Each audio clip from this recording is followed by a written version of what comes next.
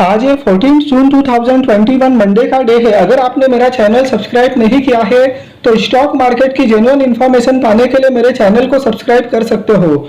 अगर आप एक लार्ज कैप स्टॉक में निवेश करना चाहते हो तो मेरा ये मानना है कि डिक्सन टेक्नोलॉजीज एक शानदार स्टॉक है जिसको आप एनालाइज कर सकते हो, जिसको आप कंसिडर कर सकते हो। इस समय यह स्टॉक 1.83% माइनस में ट्रेड हो रहा है। पिछले एक वीक में इस स्टॉक ने 3.21% का नेगेटिव रिटर्न दिया। पिछले एक महीने में इस स्टॉक ने 4.50% का पॉजिटिव रिटर्न दिया। ईयर टू डेट मतलब कि 1 जनवरी 2021 से अब तक इस स्टॉक ने 53.71% का पॉजिटिव रिटर्न दिया। पिछले एक साल में इस स्टॉक ने 314.54% का रिटर्न दिया। पिछले 3 साल में इस स्टॉक ने 553.39% का रिटर्न दिया। पिछले 10 साल में कोई डाटा अवेलेबल नहीं है क्योंकि कंपनी इतनी पुरानी लिस्टेड नहीं है, तो इस कंपनी ने एक साल में 300% का ऊपर का रिटर्न दिया, 3 साल में 500% के ऊपर रिटर्न दिया है। और मेरा यह मानना है कि स्टॉक काफी अच्छा रिटर्न देने का पोटेंशियल रखता है। सितंबर 2017 में इस स्टॉक का क्लोजिंग 529.75 पर होता है और इस समय यह स्टॉक ट्रेड हो रहा है 4131.10 पर। तो इस स्टॉक ने बहुत ही कम सालों में बहुत ही अच्छे रिटर्न दिए हैं। फाइनेंशियल ईयर 2021 के क्वार्टर 4 के नतीजे कैसे आए थे वो देखेंगे। रुपीस यहाँ पर लैक्स में दिया गया है। मार्च 2020 का कंपैरिजन मार्च 2021 से होगा। टोटल इनकम मार्च 2020 में 85,738 लाख और मार्च 2021 में 2,11,069 lakh. Year on year basis पे बहुत अच्छी जंप है। प्रॉफिट फॉर द पीरियड मार्च 2020 में 2,758 लाख, मार्च 2021 में 4,426 lakh. Year on year basis पे बहुत अच्छी जंप है प्रॉफिट फॉर द पीरियड में। ईपीएस मार्च 2020 में 4.83, मार्च 2021 में 7.61। ईयर ऑन ईयर बेसिस पे बहुत अच्छी जंप है। तो कंपनी ने फाइनेंशियल ईयर 2021 के क्वार्टर 4 के नतीजे काफी शानदार पोस्ट किए हैं जिसमें ईयर ऑन ईयर बेसिस पर प्रॉफिट में बहुत अच्छी जंप है। हालांकि कंपनी के क्वार्टर ऑन क्वार्टर बेसिस पर रिजल्ट थोड़े वीक रहे हैं, लेकिन क्वार्टर ऑन क्वार्टर बेसिस से important year on year basis पर रिजल्ट को एनालाइज करना होता है। Total reserves and surplus 690.61 crore, year on year basis पे बहुत अच्छा इंप्रूवमेंट है। लॉन्ग टर्म बोरोइंग्स 56.38 करोड़ है। शॉर्ट टर्म बोरोइंग्स 71.25 करोड़ है। Cash and cash equivalents 40.93 crore है और टोटल असेट्स 2418.99 करोड़। तो बैलेंस शीट के ऊपर कंपनी डेब्ट फ्री तो नहीं है, लेकिन short term borrowings long term borrowings काफी कंट्रोल में नजर आती है। तो बैलेंस शीट के ऊपर कंपनी की सिचुएशन काफी अच्छी नजर आती है।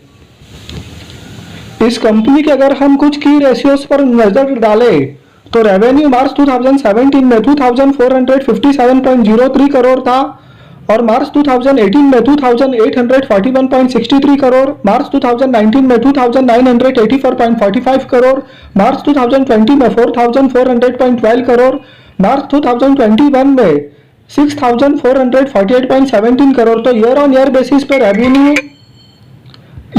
बेसिस पर रेवेन्यू बढ़ते गए। ईपीएस मार्च 2017 में 8.66, मार्च 2018 में 10.76, मार्च 2019 में 11.19, मार्च 2020 में 20.83 और मार्च 2021 में 20.83। ईयर ऑन ईयर बेसिस भी ईपीएस में काफी अच्छी ग्रोथ हुई।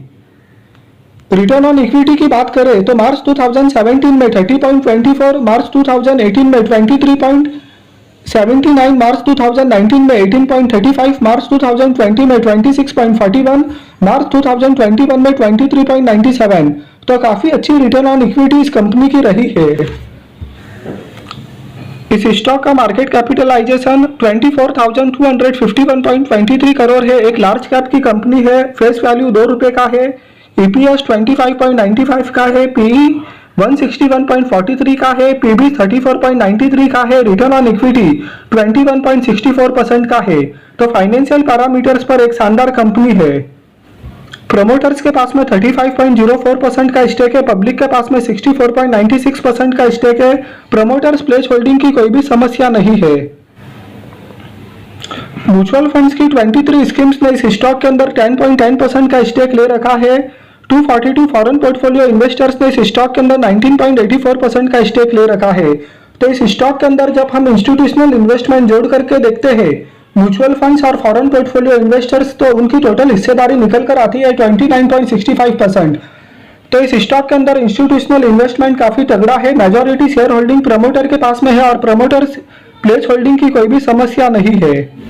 अगर हम इसके CAGR रिटर्न की बात करें तो पिछले एक साल में 321% का CAGR रिटर्न है। तो एक साल में इसने जितना रिटर्न दिया है वही इसका CAGR रिटर्न है।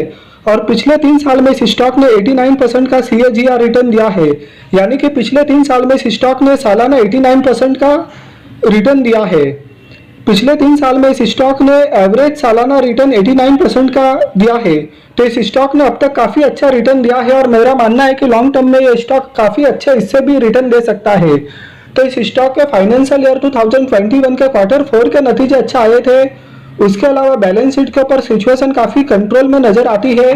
पिछले एक साल में 300% के ऊपर रिटर्न, पिछले 3 साल में 500% के ऊपर रिटर्न दिए हैं और काफी बेहतरीन स्टॉक है। बिजनेस में काफी पोटेंशियल नजर आता है। तो लॉन्ग टर्म इन्वेस्टमेंट के लिए केमिकल सेक्टर का ये स्टॉक काफी शानदार नजर आता है। तो आप अपना एनालिसिस कीजिए, रिसर्च कीजिए, अपने फाइनेंशियल एडवाइजर्स की सलाह लीजिए और तब भी आप इसमें निवेश कीजिए। वीडियो आपको पसंद आया हो तो लाइक कीजिए, चैनल को सब्सक्राइब कीजिए। Thank you.